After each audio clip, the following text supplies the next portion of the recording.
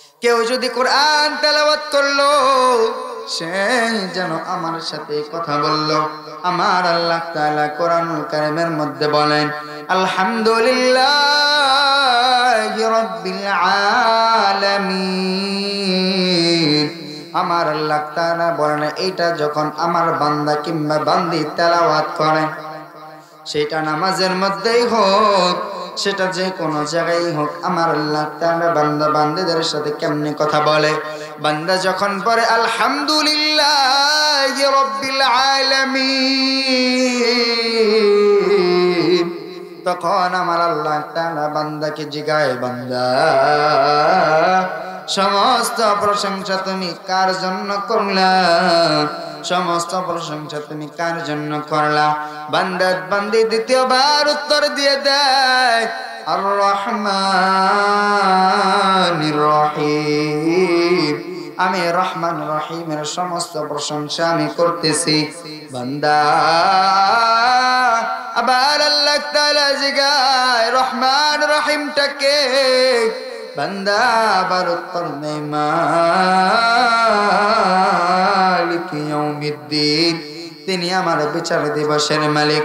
আমার আল্লাহ তাআলা বলে, বিচার দিবসের মালিক।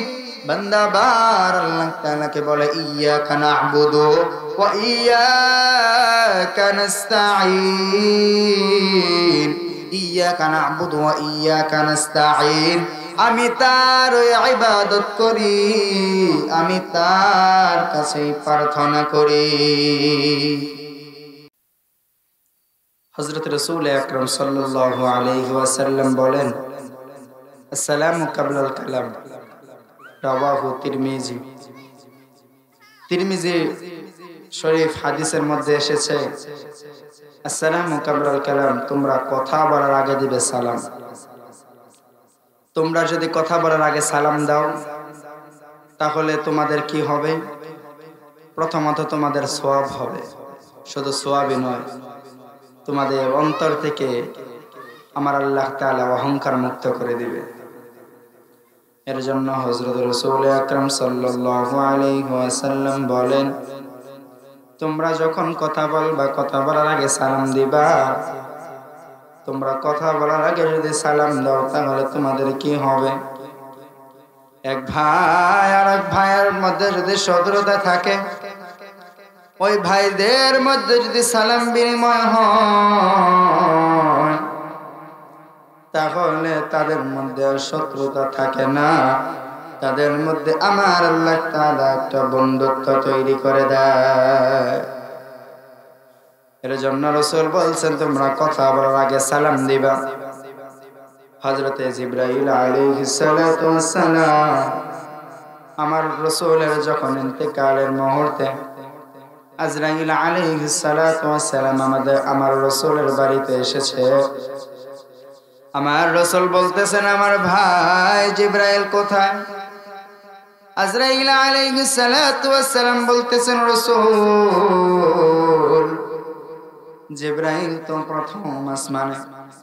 আমার নবী বলে, আজরাইল, জিবরাইলকে একটু ডাক দাও, জিবরাইলকে আমার কাছে আসতে বলো। হযরতে জিবরাইল আলাইহিস সালাতু ওয়াস সালাম যখন আমার রাসূলের সামনে আসলেন, আমার রাসূল দেখতেছেন জিবরাইল কান্না করে। আমার রাসূল জিজ্ঞাসা করলেন, ভাই জিবরাইল, তুমি কেন কান্না করতেছো? তুমি এই মুহূর্তে কেন কান্না করতেছো রে ভাই জিবরাইল? তখন জিবরাইল আলাইহিস সালাতু ওয়াস সালাম বলতেছেন, ইয়া রাসূলুল্লাহ, ইয়া হাবিবাল্লাহ, আমি কোন নবীর কাছে 50 বার গিয়েছি, কোন নবীর কাছে আমি 100 বার গিয়েছি, কিন্তু আপনার কাছে আমি 24,000 বার এসেছি। আর 24,000 বারই আমার আপনার মধ্যে 24,000 বারই সালাম বিনিময় হয়েছে। এই সালামের কারণে আপনার সাথে আমার একটা বন্ধুত্ব তৈরি হয়ে গিয়েছে। আপনি এখন ইন্তেকাল করবে, দুনিয়ার জমিনে আমি আর আপনার কাছে আসতে পারবো না। আমি জিবরাইল আপনার কাছে আর আসতে পারবো না। আমি তার জন্যই কান্না করতেছি গো রাসূল। এর জন্য রাসূল বলে, তোমরা যদি সালাম দাও, ও এক ভাই অপর ভাইয়ের মধ্যে যদি সালাম বিনিময় হয়, তাহলে ওই ভাইয়ের মধ্যে তোমার বন্ধুত্ব তৈরি হবে। স্বামী স্ত্রীর মধ্যে যদি সালাম বিনিময় হয়, তাহলে ওই স্বামী স্ত্রীর ভালোবাসা আল্লাহ তাআলা বাড়িয়ে দেবে। সন্তান পিতার মর্যাদা যে সালাম হয়, তাহলে সন্তান পিতা পুত্রে আল্লাহ তাআলা ভালোবাসা বন্ধুত্ব তৈরি করে দেবে। এর জন্য আমার রাসূল বলেন, আসসালামু কাবলাল কালাম, তোমরা কথা বলার আগে দিবে সালাম। সেই মায়ার নবী, দয়ার নবী, রাহমাতুল আলামিন, তিনি যখন তায়েফের ময়দানে দাওয়াত দিতে গেলেন, লা ইলাহা ইল্লাল্লাহ, লা ইলাহা ইল্লাল্লাহর দাওয়াত নিয়ে যখন আমার রাসূল তায়েফের ময়দানে গেলেন, আমার রাসূল আরো বলেন, লা ইলাহা ইল্লাল্লাহ কেউ যদি মুখে উচ্চারণ করলো, তাহলে আমার আল্লাহ তাআলা ওই ব্যক্তির জন্য আমার আল্লাহ তাআলা জান্নাত রেখে দিয়েছেন। রাসূল আরো বলেন, হে মূসা, আমার আল্লাহ তাআলা বলেছেন, হে মূসা, 7 আসমান 7 জমিনকে যদি এক পাল্লায় রাখো, আর অপর পাল্লায় যদি রাখো লা ইলাহা ইল্লাল্লাহ, অপর পাল্লায় যদি রাখো লা ইলাহা ইল্লাল্লাহ, হে মূসা জেনে রাখো, 7 আসমান 7 জমিনের চেয়ে বেশি বাড়ি হয়ে যাবে লা ইলাহা ইল্লাল্লাহ। আমার রাসূল বলেন, কেউ যদি আমার আল্লাহ তাআলার সন্তুষ্টি অর্জনের জন্য কেউ যদি মুখে পড়ল লা ইলাহা ইল্লাল্লাহ, তাহলে আমার রাসূল বলেন, আমার আল্লাহ তাআলা ওই ব্যক্তির জন্য জাহান্নামের আগুন হারাম করে দেয়। তাহলে আমার আল্লাহ তাআলা ওই ব্যক্তির জন্য জাহান্নামের আগুন হারাম করে দেয়। এর জন্য আমার রাসূল ওই কালেমার দাওয়াত সর্বপ্রথম হযরত আবু বকর সিদ্দিক রাদিয়াল্লাহু তাআলা আনহুকে দিয়েছিলেন। আমার রাসূল যখন তায়েফের ময়দানে ওই কালেমার দাওয়াত লা ইলাহা ইল্লাল্লাহর দাওয়াত নিয়ে যখন গেলেন, আমার রাসূলকে তারা পাথর নিক্ষেপ করলো। কাফেরের সন্তানেরা, কাফেরেরা তারা পাথর নিক্ষেপ করলো। আমার রাসূলের শরীর মোবারক থেকে রক্ত ঝরতেছে, রক্ত ঝরতেছে। আমার আল্লাহ জিবরাইলকে ডাক দিয়া কয়, জিবরাইল, আমার হাবিবের এক ফোঁটা রক্ত যেন দুনিয়ার জমিনে না পড়ে। আমার হাবিবের এক ফোঁটা রক্ত যদি দুনিয়ার জমিনে পড়ে, জিবরাইল, আমার হাবিবের এক ফোঁটা রক্ত যদি দুনিয়ার জমিনে পড়ে, তাহলে এই দুনিয়ার জমিনে কোনো ফসল হবে না, এই দুনিয়ার জমিনে কোনো ফসল হবে না।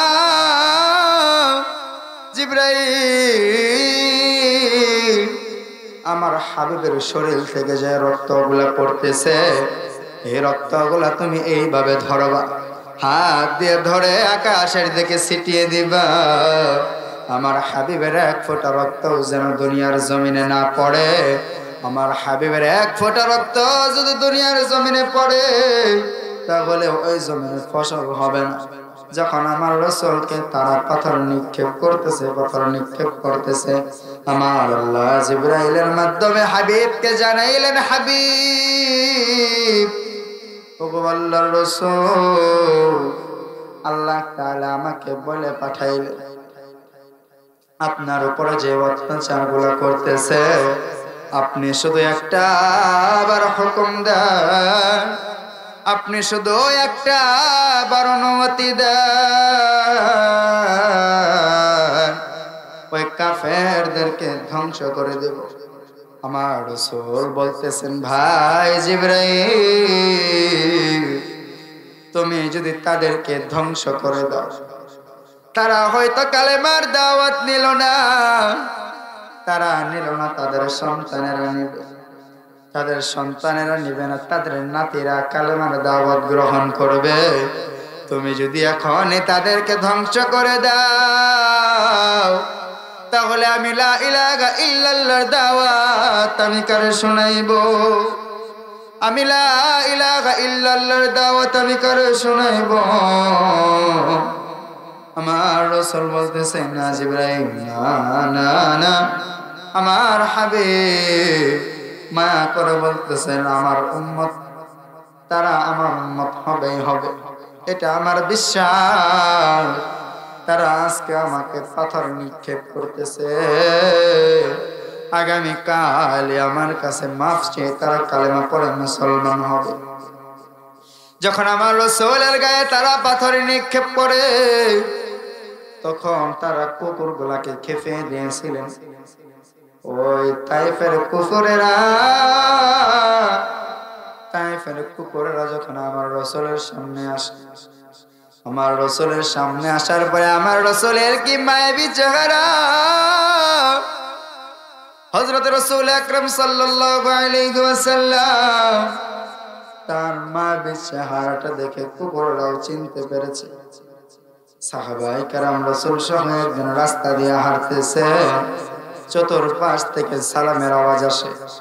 সাহাবায়ে কেরামেরা জিজ্ঞাসা করলেন, ইয়া রাসূলুল্লাহ, ইয়া হাবিবাল্লাহ, এই জঙ্গলে তো আমরা কোন মানুষকে দেখতে পাই না, এত সালামের আওয়াজ কোথা থেকে আসে? আমার রাসূল বলতেছেন, সাহাবীরা রে, আমি শুধু তোমাদের নবী নই, আমি পশু পাখি গাছ বৃক্ষ সব কিছুরই আমি নবী। কুকুরেরা যখন আমার রাসূলের সামনে আসলো, আমার রাসূলের সামনে এসে তারা বিনয় হয়ে গেল। বিনয় হয়ে আমার রাসূলকে বলতেছেন, বুঝাইতেছেন, রাসূল, আমরা তো আপনাকে চিনতে পারি না, দূর থেকে আপনাকে আমরা চিনতে পারি না, তার জন্য এত রাগান্বিত অবস্থায় এসেছি, রাসূল আমাদেরকে ক্ষমা করে দিন। তারা বিনয় হয়ে শুধু এই কথাটাই বলতেছেন, রাসূল, আমরা বুঝতে পারি না, আমরা তো বুঝতে পারি না। এর জন্য ইসলামের কবি কত সুন্দর করে জানাই গেছেন, গাছে চিনলো মাছে চিনলো আমার নবীকে, গাছে চিনলো মাছে চিনলো আমার নবীকে, আমরা মানুষ হইয়া চিনলাম না রে নবীকে, আমরা মানুষ হইয়া চিনলাম না রে নবীরে। ওই নবী যখন তাইফের ময়দান থেকে রক্তাক্ত হয়ে একটা আঙ্গুরের বাগানের নিচে এসে বসলেন, তার সাথে ছিলেন তার পালক পুত্র যায়েদ ইবনে হারিসা রাদিয়াল্লাহু তাআলা আনহু। আমার রাসূল তার পালক পুত্র যায়েদ ইবনে হারিসাকে ডাক দিয়া বলেন, যায়েদ, আমার পায়ের জুতাটা একটু খুলে দাও, জুতার মধ্যে অনেক রক্ত লেগেছে, পায়ের সাথে আঠার মতো লেগে গিয়েছে। যখন হযরতে যায়েদ রাদিয়াল্লাহু তাআলা আনহু যখন পা ধরে জুতাটা যখন টান দেয়, পা ধরে যখন জুতাটা আস্তে করে টান দিছে, আমার রাসূল ডাক দিয়ে বলতেছেন যে, এত জোরে জুতা টান দিও না। আবার যখন আস্তে করে জুতা টান দেয়, আমার রাসূল মায়াবী কণ্ঠে বলতেছেন,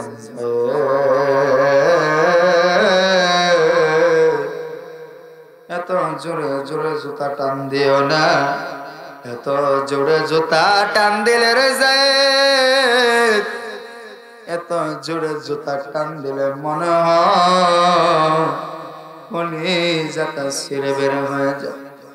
যায়েদ রে এত জোরে জোরে জুতা টান দিও না। সেই মায়ার নবী, দয়ার নবী, রহমাতুল লিল আলামিন আসবা আমার আপনার জন্য কান্দে।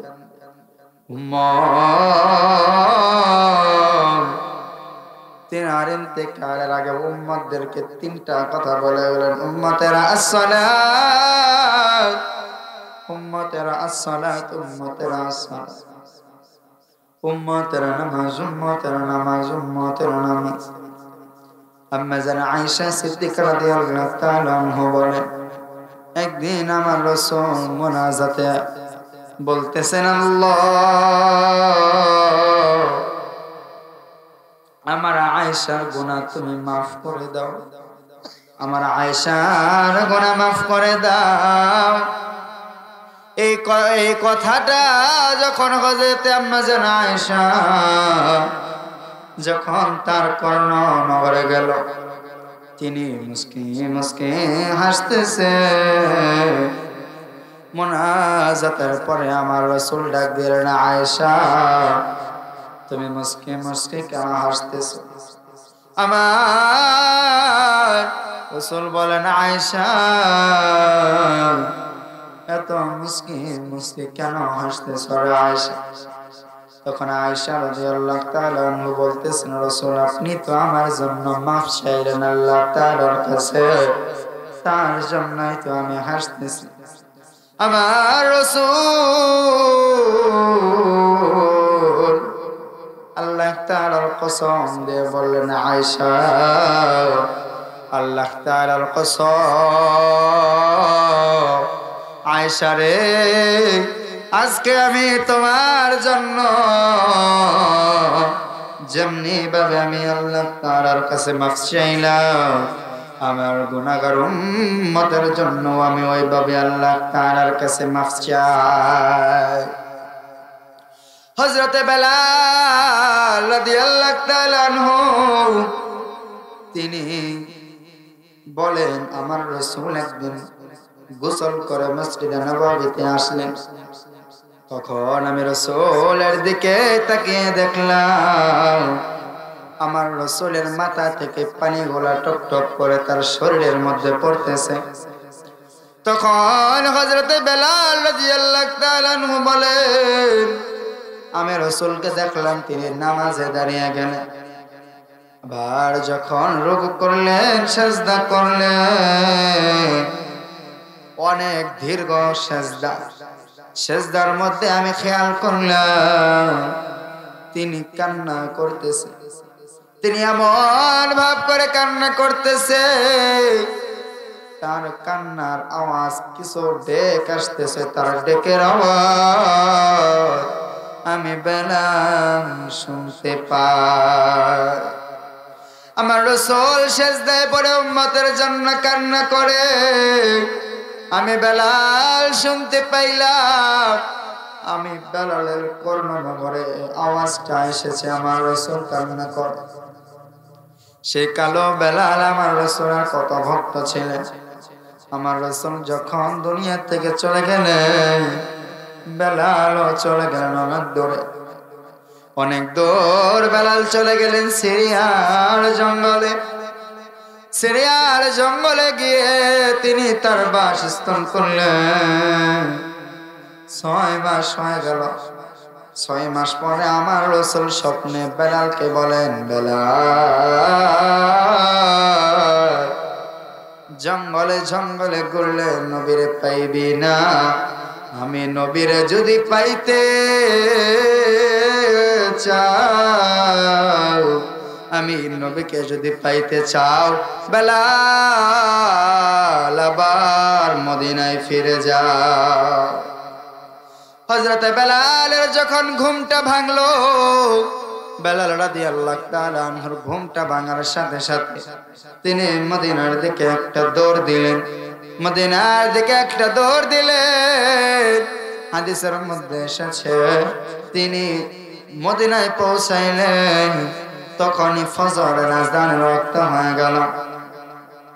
সাহাবায়ে কেরামেরা বেলালকে দেখে হতভম্ব হয়ে গেলেন, যেহেতু ফজরের আযানের সময় হয়ে গিয়েছে। সাহাবায়ে কেরামেরা বলতেছেন, বেলাল, আমার নবী চলে যাওয়ার পর থেকে তোমাকে আর পাই নাই রে বেলাল, তুমি কোথায় চলে গিয়েছিলা? আজকে 6টা মাস, আজকে 6টা মাস হয়ে গেল রে বেলাল, 6 মাস পরে তুমি এসেছ। তুমি আযান দিলে আমার নবী মসজিদে নামাজ পড়াইতে আসতো, তুমি আযান দিলে আমার নবী নামাজ পড়াইতে আসতো রে বেলাল। তুমি আজকে ফজরের আযান দাও, তুমি আযান দিলে আমাদের নবী নামাজ পড়াইতে আসবে। যখন বেলাল আযান শুরু করলে, বেলাল যখন আল্লাহু আকবার বললে, 2 বার বললেন আশহাদু আল্লা ইলাহা ইল্লাল্লাহ, আবার বললেন আশহাদু আল্লা ইলাহা ইল্লাল্লাহ। যখন আবার বেলাল বলতেছেন আশহাদু আন্না মুহাম্মাদুর রাসূলুল্লাহ, এই কথাটা যখন বেলাল, এই শব্দটা যখন বেলালের মুখে, বেলাল যখন বলতেছেন আশহাদু আন্না মুহাম্মাদুর রাসূলুল্লাহ, বেলাল অজ্ঞান হয়ে মাটিতে পড়ে গেলেন। বেলাল অজ্ঞান হয়ে আবার মাটিতে পড়ে গেলেন। বেলালের কিছুক্ষণ পর জ্ঞান ফিরল, আবার বেলাল আযান দেয়, আল্লাহু আকবার, আল্লাহু আকবার, আশহাদু আল্লা ইলাহা ইল্লাল্লাহ, আশহাদু আল্লা ইলাহা ইল্লাল্লাহ, আশহাদু আন্না মুহাম্মাদুর রাসূলুল্লাহ। এই শব্দটা বেলাল পড়ে, বেলালের আর কথা বের হয় না, এত পরিমাণে কান্না বেলাল করতেছে। সে বেলাল কত নবীরে ভালোবাসত। আমার আল্লাহ তাআলা 10 জনকে আল্লাহ তাআলা দুনিয়ার জমিনে জান্নাতের সার্টিফিকেট দিয়েছিলেন। তারপরে হযরতে আবু বকর সিদ্দিক রাদিয়াল্লাহু তাআলা আনহু কাঁদতেন আর বলতেন, আমি যদি গাছের পাতা হইতাম, বেড়া বকরি আমাকে খেয়ে ফেলতো, আমি আবু বকরের কোনো হিসাব হইতো না। আমি যদি গাছ বৃক্ষ হইতাম, লাকড়ি বানায় আমাকে পড়ে ফেলতো, আমার কোনো হিসাব হইতো না। কিন্তু আমি আবু বকর মানুষ, আমি আবু বকর তো কিয়ামতের ময়দানে হিসাব হবে। কি জবাব দেব আমি মালিকের কাছে? কারণ মালিক কুরআন শরীফ সূরাতুল জিলজালের মধ্যে মালিক জানিয়ে দিয়েছেন যারা যারা করে হিসাব নেবে। মুফাসসিরিন কেরাম প্রমাণ করে যারা পরিমাণ কতটুকু, একটা সরিষা কতটুকু ছোট, সেই সরিষাকে যদি 70টা ভাগ করা হয়, ওইটাকে জাররা বলা হয়। ওই জাররা পরিমাণ কুরআন শরীফের মধ্যে আল্লাহ বলেন, ফামান ইয়া'মাল মিসকালা যাররাতিন খায়রান ইয়ারা ওয়া মান ইয়া'মাল মিসকালা যাররাতিন শাররান ইয়ারা। আমার আল্লাহ তাআলা কুরআনুল কারীমে জানিয়ে দিয়েছেন, তুমি যদি দুনিয়ার জমিনে যাররা পরিমাণ ভালো কাজ করো, ওইটাও আমার আল্লাহ তাআলা কিয়ামতের কঠিন ময়দানে তোমারে আমারে দেখাইবে। আর যদি যাররা পরিমাণ ভালো কাজ করে থাকো, তাহলে ওইটাও আমার আল্লাহ আপনারে আমারে দেখাইবে। প্রথমে একটা কোরআন থেকে আয়াত পড়েছিলাম, বিসমিল্লাহির রহমানির রহিম। ওয়াকাদা রাব্বুকা আল্লা তা'বুদু ইল্লা ইয়াহু ওয়া বিল ওয়ালিদাইনি ইহসানা। আমার আল্লাহ তাআলা কুরআনুল কারীমের মধ্যে বলেন, ওয়া কাদা রাব্বুকা আল্লা তা'বুদু ইল্লা ইয়্যা, আমি আল্লাহ তাআলার ইবাদত তোমরা করবা। ওয়া কাদা রাব্বুক, তোমরা রবের ইবাদত করবা, আমি রবের ইবাদত করবা। ওয়া কাদা রাব্বুকা আল্লা তা'বুদু ইল্লা ইয়্যাহু ওয়া বিল ওয়ালিদাইনি ইহসানা, তুমি আমার ইবাদত করার পরে, আমি মালিকের ইবাদত করার পরে তোমরা তোমার মা বাবাদের খিদমত করবা। আর আয়াতে বলেন, ইম্মা ইয়াবলুগান্না ইনদাকাল কিবারা আহাদুহুমা আও কিলাহুমা কারীমা, তোমাদের মা বাবাদের সাথে সব সময় নম্র ভদ্রভাবে থাকবা, নম্র ভদ্র আচরণ করবা। আর আমার আল্লাহ তাআলা কুরআনুল কারীমে সুন্দর একটা দোয়া আল্লাহ তাআলা দিয়ে দিয়েছেন, ওয়াখফিদ লাহুমা জানাহাদ যুল্লি মিনার রাহমাহ, তোমরা সব সময় মালিকের কাছে হাত তুলে দোয়া করবা। ওয়া কুর রাব্বিরহামহুমা কামা রাব্বায়ানি সগীরা, তোমরা তোমাদের মা বাবাদের জন্য এই দোয়াটাই করবা, রব্বিরহামহুমা কামা রাব্বায়ানি সগীরা। আমার আল্লাহ তাআলা এটা অর্থের মাধ্যমে জানাই দিয়েছেন, আমার আল্লাহ তাআলা এটার অর্থের মাধ্যমে জানিয়ে দিয়েছেন। মুফাসসিরিন কেরাম লেখেন, আল্লাহ, আমরা ছোটবেলায় মা বাবাদের কাছে আমরা ভুল করেছি মালিক, মা বাবা আমাদের ভুলগুলা ক্ষমা করে দিত। এখন আমি বড় হয়েছি মালিক, এখনো যদি আমি ভুল করি আমার মা বাবা আমাকে ক্ষমা করে দেয়। আমার মা বাবা যদি কোনো ভুল করে মালিক, তোমার রহমতের কোলে তুলে নিয়ে আমার মা বাবারেও তুমি মাফ করে দাও। আমার রাসূল বলে, তোমার সন্তানকে এতটুকু দিনে ইলমে দিন শিক্ষা দাও। তোমার সন্তানকে বড় আলিমের কথা বলা হয় নাই, তোমার সন্তানকে ডাক্তার ইঞ্জিনিয়ার বানানোর কোনো সমস্যা না, কিন্তু তোমার সন্তান যেন 5 ওয়াক্ত নামাজ আদায় করতে পারে ওই পরিমাণ শিক্ষা তোমার সন্তানকে দাও। ওইটা আমার আল্লাহ তাআলা ফরজ করে দিয়েছেন। কোনটুকু ফরজ করে দিয়েছেন? ওইটুকুই ফরজ যতটুকু জানা থাকলে মালিকের কাছে মা বাবার জন্য দোয়া করতে পারবো, রব্বিরহামহুমা কামা রাব্বায়ানি সগীরা। এতটুকু ইলমে দ্বীন শিক্ষা করতে আমার আল্লাহ বলেছেন। যতটুকু ইলমে দ্বীন শিক্ষা করলে আল্লাহ তাআলাকে তুমি আমি ডাকতে পারবো। আল্লাহ তাআলাকে কতটুকু মানা, আল্লাহ তাআলাকে কতটুকু মানা।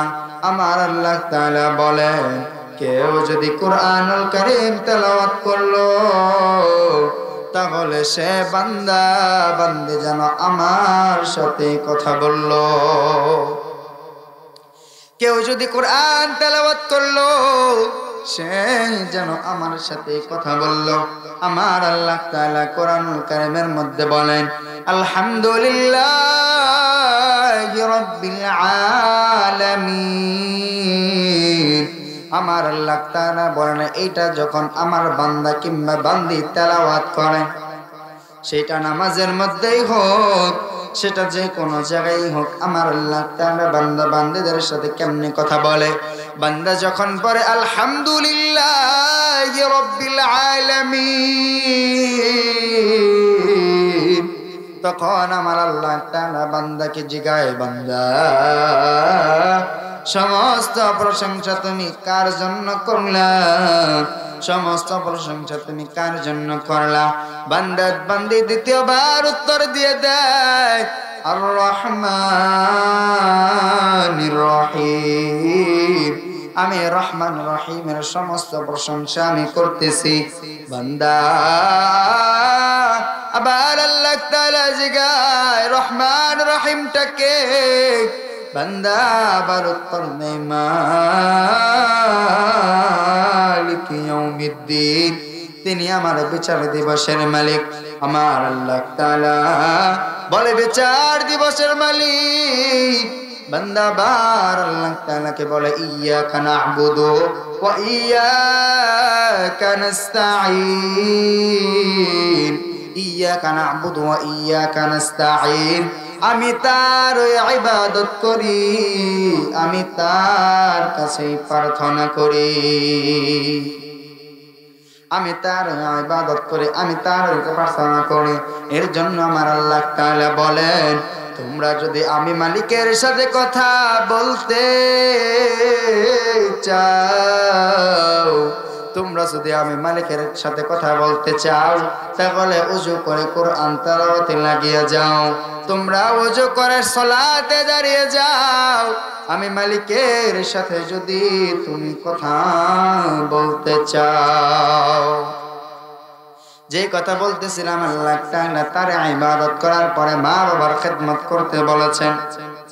মা বাবাদের দোয়া আমার আল্লাহ তাআলা কতটুকু কবুল করে, মা বাবার দোয়া আল্লাহ কতটুকু কবুল করে।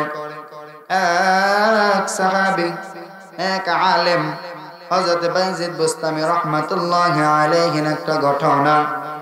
তার মা তার কাছে বললেন বাইজিদ আমাকে এক গ্লাস পানি দাও। হযরত বাইজিদ বুস্তামি রাহমাতুল্লাহি আলাইহি মায়ের জন্য পানি আনতে অনেক দূর চলে গেলেন, অনেক দূর চলে গেলেন। আস্তে আস্তে তার রাত্রি হয়ে গেল। মা দক্ষিণী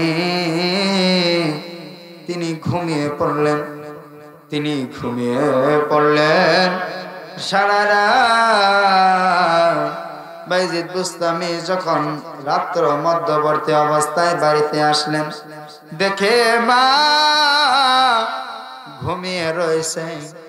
তখন বাইজিদ বুস্তামি চিন্তা করলেন আমি যদি এখন চলে যাই, মা যদি মধ্যরাত্রে আবার জাগ্রত হয়ে যায়, জাগ্রত হয়ে আমি বাইজিদের কাছে যদি পানি চাই, আমি বাইজিদ তো পানি দিতে পারবো না, কারণ আমি ঘুমন্ত অবস্থায় থাকবো। এর জন্য কি করলেন, তিনি সারা রাত মায়ের পাশে পানি নিয়ে দাঁড়িয়েছিলেন, সারাটা রাত পানি নিয়ে দাঁড়িয়েছিলেন। হঠাৎ করে যখন মায়ের ঘুম ভাঙলো, তাহাজ্জুদের সময় যখন মার ঘুম ভাঙলো, তাকায় দেখে মা বাইজিদ তার পাশে দাঁড়িয়ে আছে। মা জিজ্ঞাসা করলেন বাইজিদ, ও বাইজিদ আমি তো তোমার কাছে পানি সন্ধ্যাবেলা চেয়েছিলাম, তুমি এখনো কেন পানি নিয়ে দাঁড়িয়ে আছো রে বাইজিদ? তুমি কি সারা রাত্রকে তুমি ঘুমাও না? তখন বাইজিদ বুস্তামি বলতেছেন মা আমি সারা রাত ঘুমাই নাই। আমি চিন্তা করলাম আমি যদি ঘুমিয়ে যাই, আপনি যদি রাত্রে জাগ্রত হয়ে আবার পানি চান, আমি কিভাবে আপনাকে পানি দিব? এর জন্য আমি বাইজিদ ঘুমাই না, এর জন্য আমি বাইজিদ ঘুমাই না। আমার সেই মা বাইজিদ বুস্তামি রাহমাতুল্লাহি আলাইহির মা আল্লাহ তাআলার কাছে হাত তুলে দোয়া করলেন মালিক আমার বাইজিদকে তোমার ওলি না বানাইয়া আল্লাহ তুমি কবরে নিও না। রাসূল বলেন কোন মা যদি সন্তানের জন্য ভালো দোয়া করলো, ফেরেশতারা বলেন আমিন, আল্লাহ তাআলার দরবারে কবুল। কোন মা বাবা যদি সন্তানের জন্য খারাপ দোয়া করলো, ফেরেশতারা বলেন আমিন, আল্লাহ তাআলার দরবারে কবুল। এর জন্য মা বাবাদের সাথে এমন সদাচরণ করবা যেন তোমার মা বাবা তোমার আচরণের কারণে আল্লাহ তাআলার কাছে নেক দোয়া করে। যদি বর দোয়া করে ফেলে ওইটাও আল্লাহ কবুল করে নেয়। বর দোয়া করার পরে যদি আবার মা কোন বাবা যদি সন্তানের জন্য নেক দোয়া করে ওইটাও আমার আল্লাহ তাআলা কবুল করে।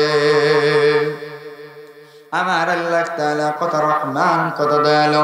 এর জন্য কবি সুন্দর করে বলে দিয়েছেন, তুমি আল্লাহ তুমি রহমান, তুমি আল্লাহ তুমি রহমান, তুমি কাদের গনি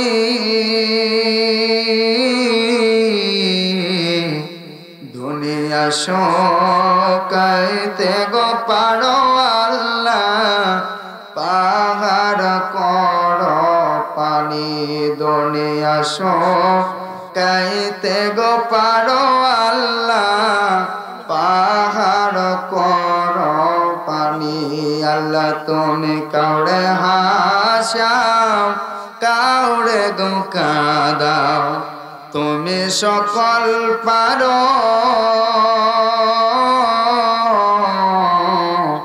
কাউরে ফকির কাউরে বাদশাহ বানাইতে পারো, কাউরে ফকির কাউরে বাদশাহ বানাইতে পারো। যে কথা বলতেছিলাম ওই কথাই শেষ দিয়ে দেই। যে কথা বলতেছিলাম মা বাবাদের খেদমত করবে, ইজ্জত বুস্তামির মা আল্লাহ তাআলার কাছে দোয়া করলেন, মালিক আমার সন্তানকে তোমার ওলি না বানিয়ে আল্লাহ কবরে নিও না। সেই দুঃখিনী মা অনেক দূর যদি সন্তান থাকে, অনেক দূরেও যদি সন্তান থাকে, ওই মা বিছানায় ঘুমাইতে পারে না। কবি আরো সুন্দর করে জানিয়ে দিয়েছে, দূরদেশে যদি কোনো সন্তানের কিছু হইয়া যায়, পৃথিবীর পশু পাখি জানার আগে আগে জানে দুঃখী মা। পৃথিবীর পশু পাখি জানার আগে আগে দুঃখী মায় জানে। সেই মায়ের কষ্ট দিব না, সেই বাবার কষ্ট দিব না। সে অনেকের মা ওই অন্ধকার কবরে, অনেকের বাবা ওই অন্ধকার কবরে, অনেকের মা বাবা অন্ধকার কবর থেকে সন্তানকে ডাকে, সন্তান একটু দোয়া করো, একটু দোয়া করো। ওই যে মা কাঁদে বাবা কাঁদে, ওই না কবরেতে শোয়া, আহার দরদের বেটা বেটে করলা না দোয়া, তোমরা নামাজ কালাম পড়িয়া। আহার দরদের বেটা বেটে করলা না দোয়া, তোমরা দান দক্ষিণা করিয়া। এর জন্য আমার আল্লাহ তাআলা যাদের মা বাবা বেঁচে আছে খেদমত করার তৌফিক দান করুন। সকলে বলুন আমিন। আর যাদের মা বাবা পৃথিবীর জমিনে নাই তাদেরকে যেন আমার আল্লাহ তাআলা জান্নাত নসিব করে। সকলে বলুন আমিন। যতগুলো কথা বললাম আমাকে প্রথমে যেন আমাকে আমল করার তৌফিক দেয়, আমাকে সহ আপনাকেও আপনাদের সকলকে যেন আল্লাহ তাআলা আমল করার তৌফিক দেয়। সকলে বলুন আমিন।